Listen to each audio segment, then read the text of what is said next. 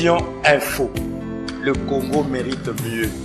Vision Info, c'est le nivellement vers le haut des médias congolaises. Les infos sérieuses et responsables. Suivez.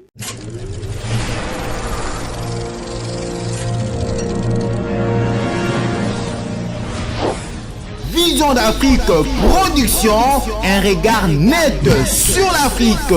La maison de production Vision d'Afrique, avec son personnel professionnel, satisfait tous vos besoins.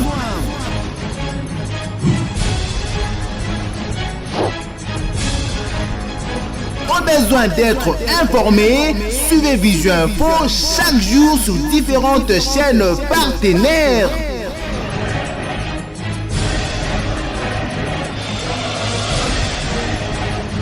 Au besoin d'apprendre le montage vidéo avec deux programmes jamais utilisés ailleurs, Vision d'Afrique vous garantit une bonne formation. Au besoin de réaliser des clips, films, documentaires, reportages, Vision d'Afrique assure.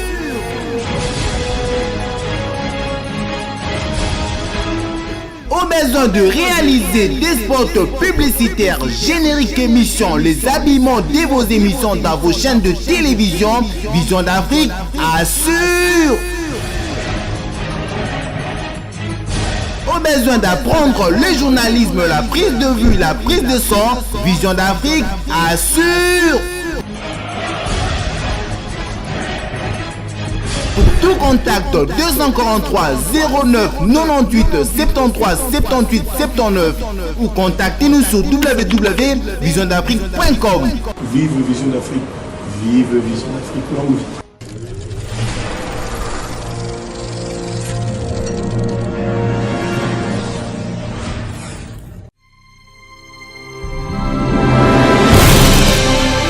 Tout va bien, tout va bien, très bien même.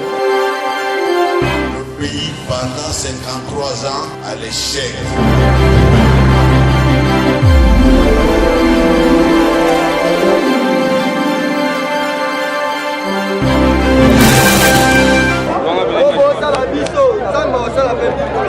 biso atuto to memaka basete mpo babeta yesu na ekulusu toyebi te.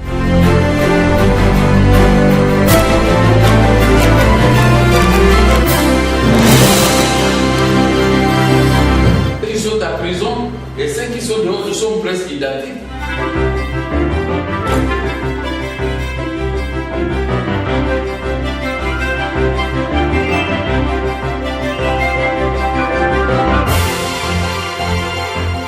Bonsoir à tous et bienvenue dans cette grande édition du journal télévisé Vision Info de ce soir. Les activités des composantes de la MONUSCO sur terrain ainsi que la situation sécuritaire à l'est du pays étaient le point essentiel du point de presse de la MONUSCO de ce mercredi. Jean-Paul Chef-Papa pour le reportage. Sur le plan des activités de la composante, on notera la pluie au processus électoral. Cela s'est matérialisé par l'organisation d'une semaine pédagogique du 15 au 22 mai 2014 à Mbandaka à l'intention de la police nationale congolaise. Il s'agit d'une semaine de renforcement des capacités opérationnelles en matière de sécurisation du processus électoral. Pour ce qui est de la situation sécuritaire, elle a été relativement calme à l'ouest de la République démocratique du Congo. En province orientale, la MONUSCO a poursuivi les opérations conjointes avec les FARDC contre les forces négatives. La mission des Nations Unies pour la stabilisation au Congo va continuer son appui logistique à la CENI pour l'organisation des élections dans les délais. Ici à Kinshasa, nous vous donnons rendez-vous à la semaine prochaine. Le président de la République démocratique du Congo, Joseph Kabila Kabange, séjourne depuis hier à Paris, la capitale française. Il a été reçu cet après-midi par son homologue français, François Hollande. La situation sécuritaire en Centrafrique ainsi que la coopération économique et politique entre la France et la RDC auraient été l'objet de cette rencontre. Yannick Boueka pour le commentaire. Sans nul doute, le président congolais Joseph Kabila tient à manifester sa colère auprès de son homologue français François Hollande au sujet de l'exploitation unilatérale du champ pétrolifère par l'Angola sur le littoral ouest, plus précisément dans la zone économique exclusive congolaise. D'autant plus que c'est le géant pétrolier français Total qui a gagné le marché avec un investissement de plus de 16 milliards de dollars américains. Ce qui, selon certaines indiscrétions, suscite la colère des autorités de Kinshasa que Joseph Kabila tient à exprimer lors de ses tête-à-tête avec François Hollande. On s'en souvient que ce contentieux avait été porté par le gouvernement congolais devant le tribunal de mer de Hambourg après que l'Angola ait saisi la commission onusienne de limite du plateau continental pour obtenir une solution à l'amiable. Pour convaincre Paris, Joseph Kabila joue la carte de la République centrafricaine, car l'on sait qu'avec 950 hommes de troupes sur terrain, la République démocratique du Congo est le plus gros contributeur en nombre dans la crise centrafricaine. Décider actuellement du retrait des troupes dans ces pays serait l'enlisement et François Hollande, conscient de cela, tentera de jouer à l'apaisement pour obtenir le maintien des troupes congolaises en République centrafricaine en proposant une solution médiane entre la RDC et l'Angola. La France espère également soutenir la République démocratique du Congo sur la voie de son émergence économique afin de s'affirmer comme puissance sous-régionale en Afrique centrale pour mieux résoudre l'équation centrafricaine. Et une brève dans ce journal, le gouvernement de la ville-province de Kinshasa a hier mardi 20 mai 2014 procédé à la réception du troisième lot de 30 bus de la société Nutranskin placés actuellement sous pilotage de l'hôtel des villes. C'était après que ce véhicule de fabrication chinoise ait effectué un tour de démonstration à travers la ville de Kinshasa. C'est le gouverneur de la ville, André Kimbuta, qui avec sa suite ont eu l'insigne honneur de monter en premier à bord de ce bus après le convoyeur, bien sûr. Nous y reviendrons avec votre détail dans nos prochaines éditions. Et dans un autre chapitre, ça faisait exactement 47 ans, hier mardi 20 mai, depuis la promulgation de la charte du manifeste de l'Antsélé par Mobutu, créant ainsi le MPR parti unique. Beaucoup d'observateurs estiment que cette date du 20 mai marque le début de la dictature de Mobutu. Commentaire.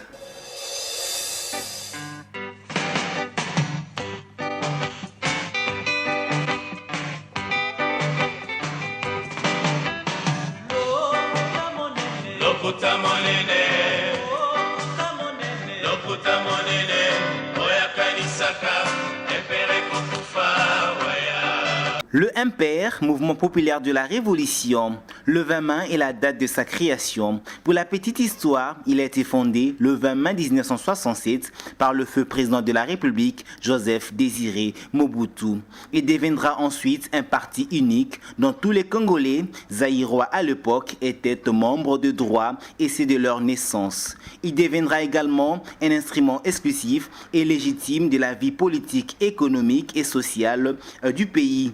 L'idéologie qui l'anime est le moboutisme, littéralement la pensée, les enseignements et les actes du président fondateur du MPR.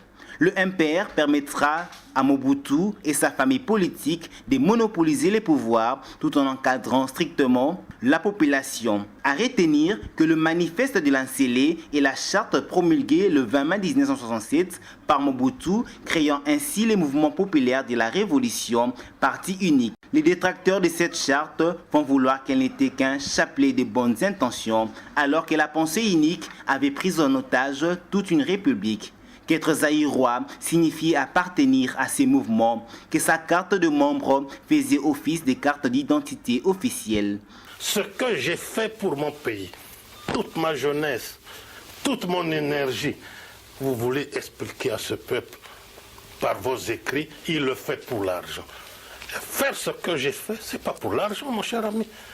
Je le fais parce que par nationalisme, par patriotisme. Ainsi, beaucoup d'observateurs estiment aujourd'hui que l'aboutissement logique des manifestes de l'Antsélé est le début même de la dictature de Mobutu, car le président fondateur du MPR était de droit président de la République.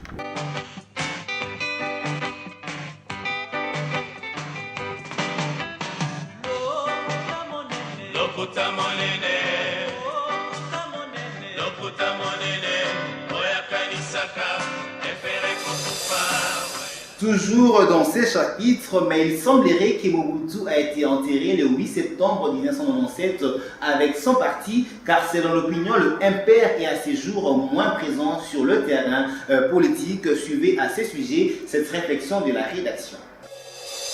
Je rentre dans mon pays, le pays de mes ancêtres. Si je suis un chef contesté dans la ville de Kinshasa, vous verrez les preuves aujourd'hui. Si je suis le chef pour lequel le peuple est resté fidèle, les preuves seront faites aujourd'hui. À l'aéroport international de Djili, il y a de l'émotion, je vous assure. 47 ans aujourd'hui, depuis la création du mouvement populaire pour la révolution, MPR, par le feu président de la République, Mobutu Sese Seko Kukugwendo Wazabanga. C'était un certain 20 mai 1965.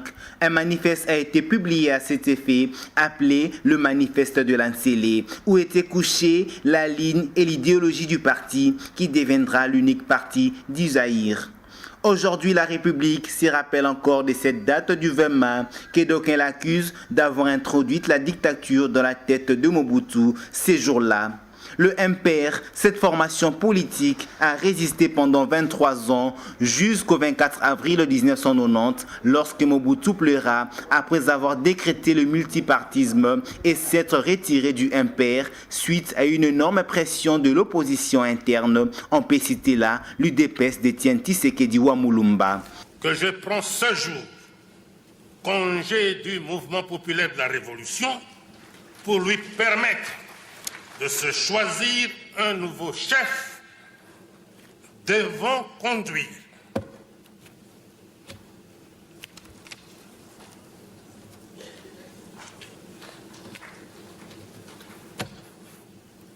Comprenez mon émotion. C'est à partir de ces jours que Mobutu voyait brutalement son règne prendre fin. 32 bonnes années qui se termineront avec l'arrivée de l'AFDEL à sa tête, cet homme, Laurent Désiré et Kabila. Anafika Kinshasa, basi mji wote wanabomoka. Wanakimbia kwa sababu walimsikia Mobutu.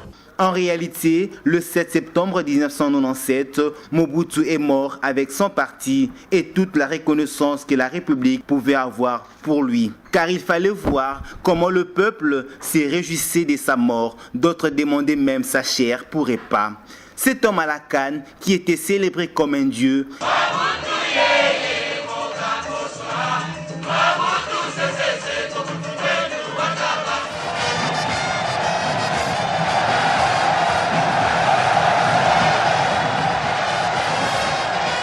est enterré au Maroc, moins honoré. Où sont-ils aujourd'hui? Où sont-ils toutes ces personnes qui chantaient les Djalelo pour Mobutu?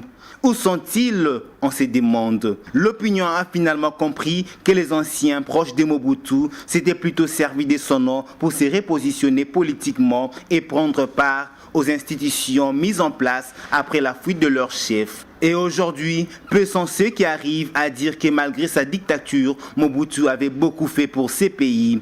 Heureusement que lui-même, de son vivant, l'avait dit.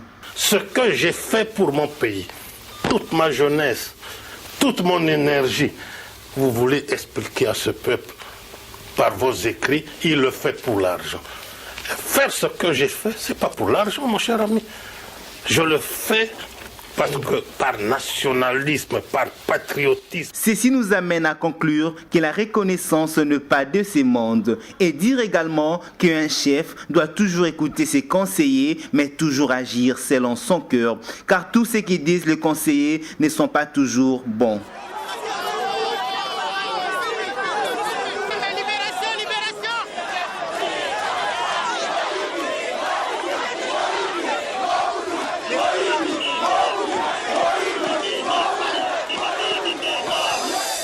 Et cet homme qui prétend être le plus grand savant congolais, au micro de nos reporters, nous fait une lecture sur la naissance du MPR. Il est au micro de Dieu Mbongo. Absolument, je suis en train de parler de la République démocratique du Congo en tant que premier savant que vous connaissez bien, que vous suivez dans le monde entier, Eddy Malou, qui tient à être dans le gouvernement, parce que s'il n'est pas là, il n'y aura rien. Vous allez faire des révisions à peu près, ceci, cela, je vous donne des précisions. Maintenant, ici, cite un peu la comparaison des politiques. 17 mai 1997, 20 mai 1967. À l'époque, c'était Mobutu.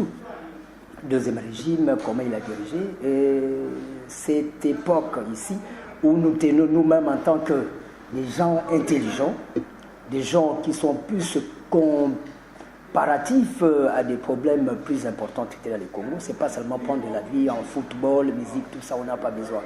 Alors, le 20 1967, c'était vraiment de prescription d'Étienne Tshisekedi, président national de l'UDPS, qui avait composé un manifeste de l'Antsélé, et le MPR, qui était Mouvement populaire de la Révolution.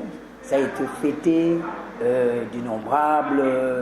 À l'époque, c'était des régions, parce que à l'époque, on pouvait parler de 10 régions Congo profond, Zaïre, Congo profond, et puis Kinshasa, Léopoldville, qui est le tour de cela.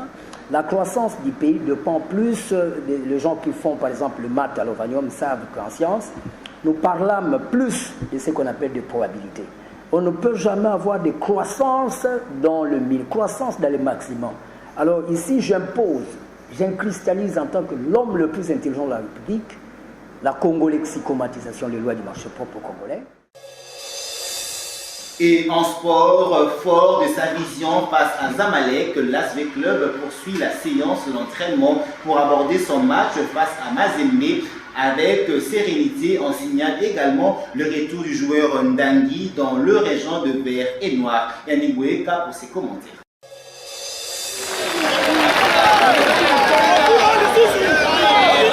En prévision de la deuxième journée de la phase de poule allée de la Ligue des Champions, l'ASV Club poursuit ses séances d'entraînement au stade Tata Raphaël de la Kétul de Kinshasa. L'équipe de la capitale affiche des ambitions complètes pour passer cette étape de manière sans faille en négociant très bien ses prestations tant dans la capitale qu'à l'extérieur. Fort de sa victoire face à l'équipe égyptienne des Amalek 2-1 qui l'a propulsé du coup à la tête du groupe A, l'ASV Club compte aborder son match avec Mazembe en toute sérénité en oubliant la défaite lors de la finale du championnat national. L'objectif étant de se maintenir à la tête du groupe A pour espérer atteindre la demi-finale. Un faux pas à Lubumbashi rendrait la tâche de vert et noir difficile. Les entraînements se poursuivent très bien et les poulains de Flora Ibenge en ont conscience. Ils tiennent à ramener ne fût-ce que 2 points à Lubumbashi. En outre, il faut signaler également le retour d'Ndayambangui dans le giron de l'ASV Club. Il vient compléter la ligne offensive de ces clubs, mais il est forfait en ce qui concerne les quarts de finale de la Ligue des Champions. Et Demi Kambayi, vice-président de la coordination de l'ASV Club, a profité du micro de Gladys Mizélé et Dieu merci Mbongo afin d'exprimer ses sentiments sur la victoire de son équipe face à Zamalek le dimanche dernier suivi. Pour nous, c'était une revanche. Zamalek nous a barré la route autrefois et on se disait spirituellement parlant que c'était une occasion que nous puissions rendre à Zamalek la monnaie de sa pièce. C'est pour cela que je tiens sincèrement à féliciter tous les vétérinaires qui ont contribué pour que nous puissions avoir cette victoire.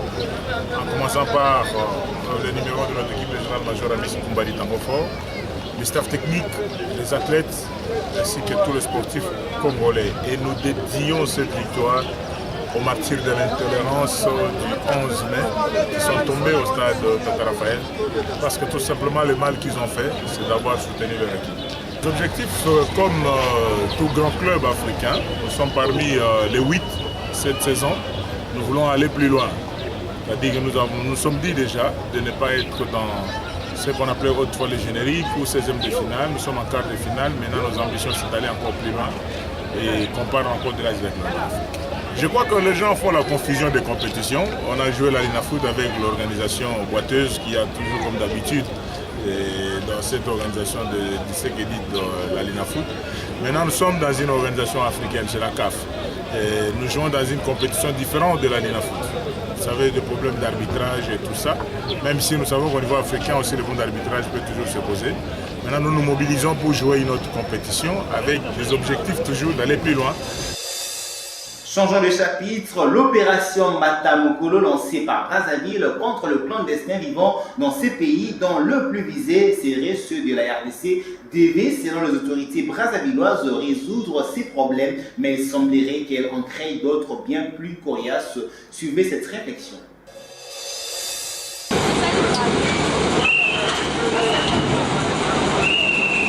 Le problème est que Brazzaville commence à sentir durement les retombées sociales et économiques depuis le 4 avril dernier, date du lancement de l'opération Mbata Mukolo par la police brazzavilloise visant la lutte contre la clandestinité et l'insécurité que Brazza accusait par ailleurs certains bandits de la RDC, communément appelés Kuluna, en fuite à Kinshasa après l'opération Likofi, d'être à la base.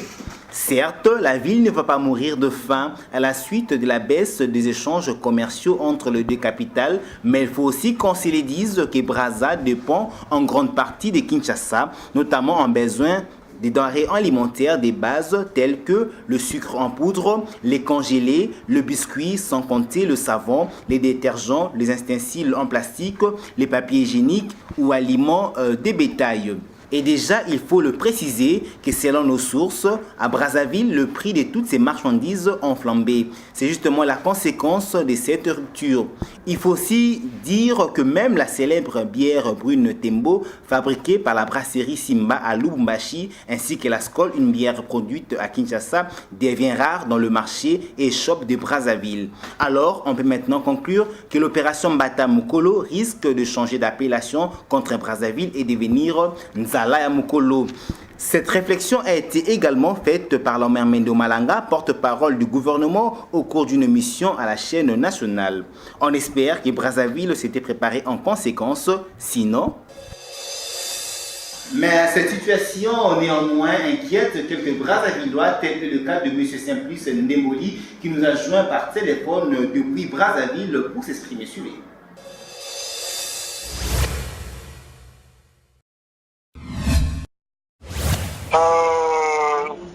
Ce sont des deux côtés. C'est pourquoi je dois avouer que l'opération Mbata Mukolo sur le plan économique, c'est pas sur le plan économique, affaiblit l'économie des deux rives. Parce qu'il n'y a plus de traversée. Et donc, les services douaniers, que ce soit de Kinshasa ou de Brazzaville, ne font plus de décès.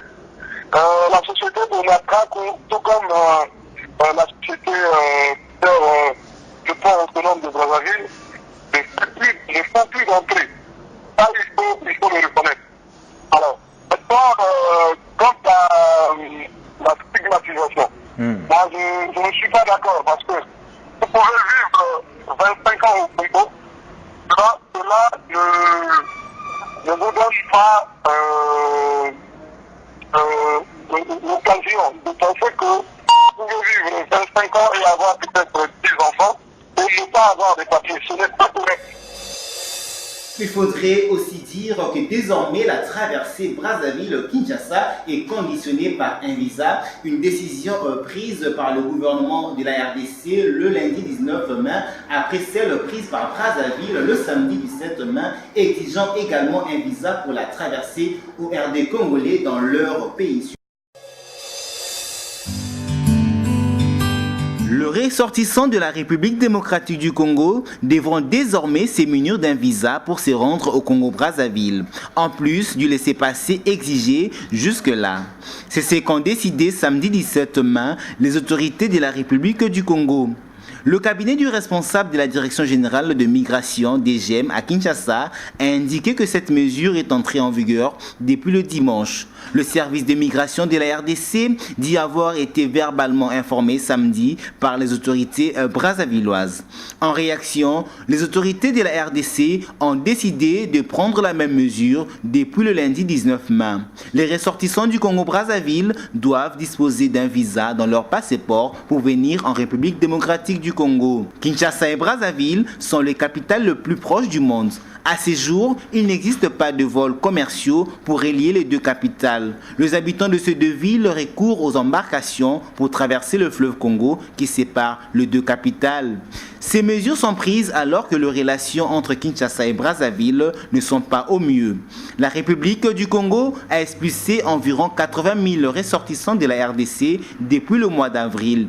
Officiellement, ces expulsions sont effectuées dans le cadre de l'opération Mbata Mukolo, gifle déléné en français. menée pour refouler les immigrants clandestins. Mais les conditions d'expulsion de ces personnes sont déplorées par certaines ONG et les autorités de la RDC. Au cours du compte-rendu du Conseil des ministres tenu mardi 6 mai à Kinshasa, le porte-parole du gouvernement congolais, Lomer Mende Omalanga, a indiqué que les expulsés de Brazzaville sont victimes des actions, d'extorsion, de tortures et de lynchages. Et vous qui n'avez pas eu le temps de lire les journaux Paris ce matin, Jean-Claude Mwanatambou l'a fait pour vous. Suivez la revue de presse.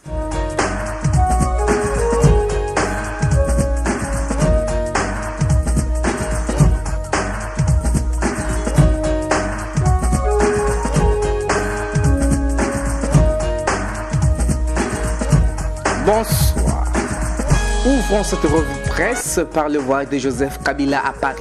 Géopolis titre le dossier Bozizé au cœur de la rencontre entre François Hollande et Joseph Kabila. Selon une certaine indiscrétion, écrit le billet hebdomadaire, le président français devra rappeler à son hôte de ne pas briguer un second mandat comme l'a fait récemment à Kinshasa John Kerry, ainsi que la situation des relations tendues entre la République démocratique du Congo et Brazzaville. L'exploitation du champ pétrolier de manière unilatérale par l'Angola sur la littorale ouest, plus précisément dans la zone économique exclusivement congolaise, ainsi que la question de la Centrafrique où la RD Congo a la plus forte présence militaire.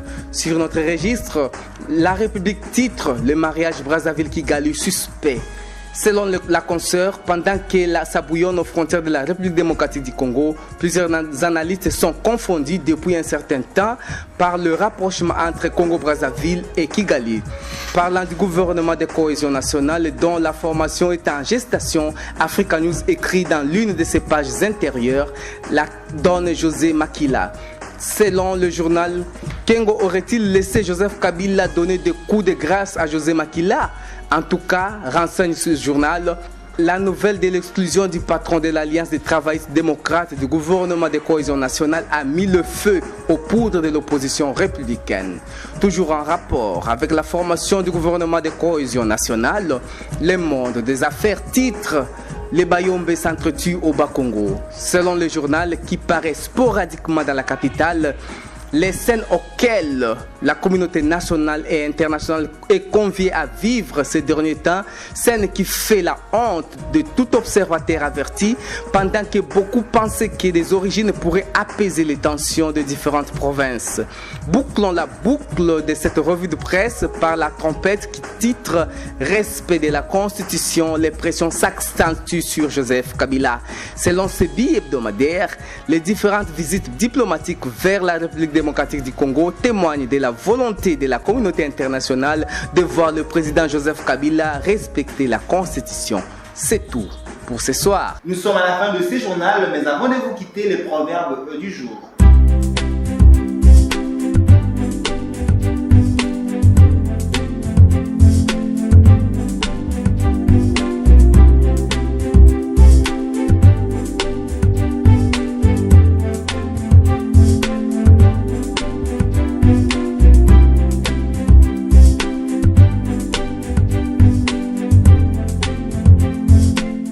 C'est la fin de cette grande édition d'information. Merci de l'avoir suivi. Mais si vous avez aimé, dites merci à Dieu Malouba, à Dieu Merci Mbongo, à Rossi Mabanza, à David Ntemo, à Jean-Paul Chepapa, à Benny Matondo. Le prochain rendez-vous c'est demain. Au revoir.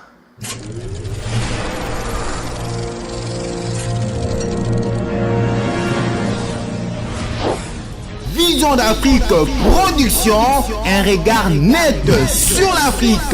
La maison de production Vision d'Afrique, avec son personnel professionnel, satisfait tous vos besoins.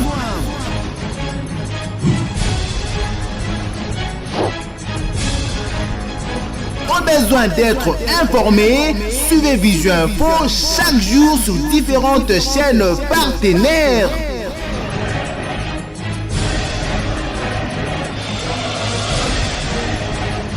Au besoin d'apprendre le montage vidéo avec deux programmes jamais utilisés ailleurs, Vision d'Afrique vous garantit une bonne formation. Au besoin de réaliser des clips, films, documentaires, reportages, Vision d'Afrique assure.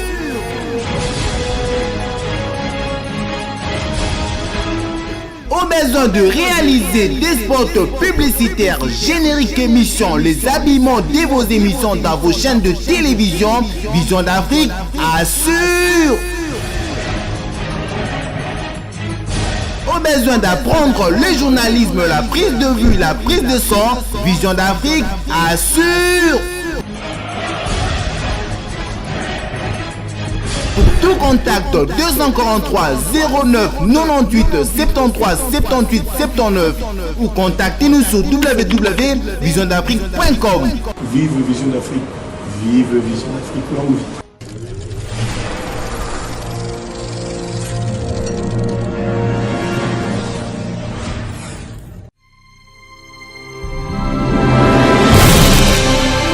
Tout va bien. Tout va bien. Très bien même. Le pays, pendant 53 ans, à l'échec.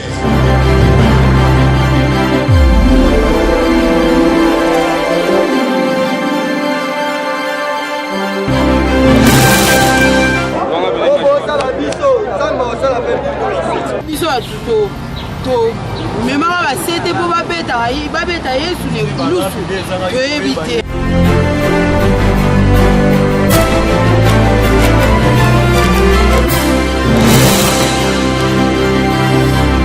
Ils sont à prison et ceux qui sont dehors sont presque identiques.